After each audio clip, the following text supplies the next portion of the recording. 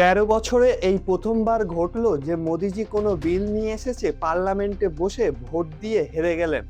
এই বিলে যে লোকসভার আসন সংখ্যা ৫৪৩ করে রাখা হয়েছিল ১৯৭০ সাল থেকে, সরকার ডিলিমিটেশন প্রক্রিয়ার মাধ্যমে সেই আসন ৫৪৩ থেকে ৮৫০ করতে চাইছে। এর সোজা অর্থ, যে রাজ্যে বেশি জনসংখ্যা থাকবে সে রাজ্যে এমপি সংখ্যা বাড়বে। শোনায় সোহাগা লাগছে না? যে এমপি সংখ্যা বাড়বে, সাধারণ জনগণের হয়ে প্রতিনিধিত্ব করা লোকের পরিমাণ সংসদে বাড়বে।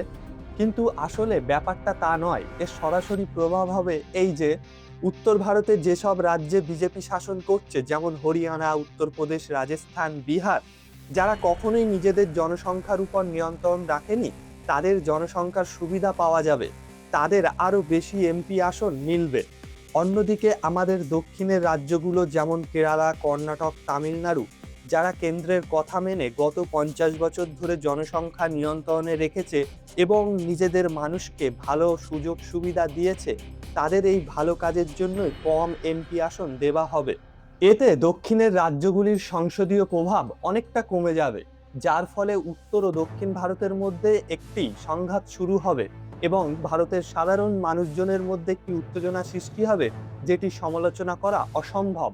এই সেই মহিলারা যারা সংসদে মহিলা সংরক্ষণ বিল পাশ না হবার পর এভাবে প্রতিবাদ করছেন।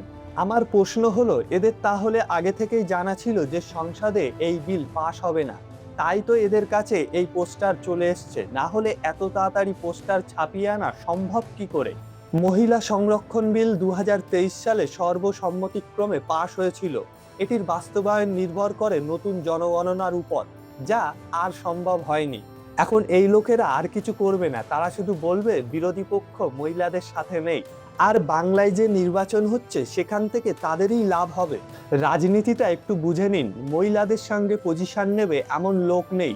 বাংলা জিতে যাবে, তামিলনাড়ু জিতে যাবে এমন ন্যারেটিভ সেট করেছে। তারা জানে মহিলারা তাদেরকে ভোট দেবে অবশ্যই। বিহারের মহিলাদের ভোট যদি ১০,০০০ টাকায় বিক্রি হয়, তাহলে তারা এইভাবেই মহিলাদের ভোট কিনতে পারবে মেন্টালি ম্যানিপুলেট করে। এখন নরেন্দ্র মোদী সহ বিজেপির অনেক নেতা নেত্রী বিভিন্ন জায়গায় ভাষণে গিয়ে বলবেন যে বিরোধীরা চায় না নারী শক্তি ক্ষমতায় আসুক, বিরোধীরা কখনোই নারীদের সমর্থন করেননি।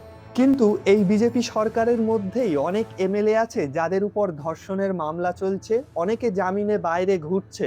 বিজেপি শাসিত রাজ্যেই পুলিশ মহিলাদের উপর হেনস্থা করছে, বিজেপি শাসিত রাজ্যেই মহিলারা বেশি অসুরক্ষিত থাকেন। আমার একটি প্রশ্নের উত্তর দিন তো, আপনি কি সত্যিই মহিলাদের সম্মান করেন? যখন মণিপুরে একটি মহিলাকে নির্বস্ত্র করে ঘোরানো হলো, তখন তো আপনি একটি কথাও বলেননি। চলুন এসব বাদই দিন। যদি আপনি মহিলাদের জন্য এতটাই দরদি হন, তাহলে বলুন তো আপনার পার্টিতে কজন এমএলএ এমপি মহিলা আছেন? একটু পার্সেন্টেজটা আমাকে বলুন। লোকসভাতে ৫৪৩টি আসন, যার মধ্যে মহিলা এমপি ৭৪ জন। বিজেপিতে ৩১ জন মহিলা এমপি, শতাংশে ১২.৯। কংগ্রেস ১৩ জন, ১৪%। টিএমসি ১১ জন, ৩৯%। সব থেকে বেশি অনুপাত।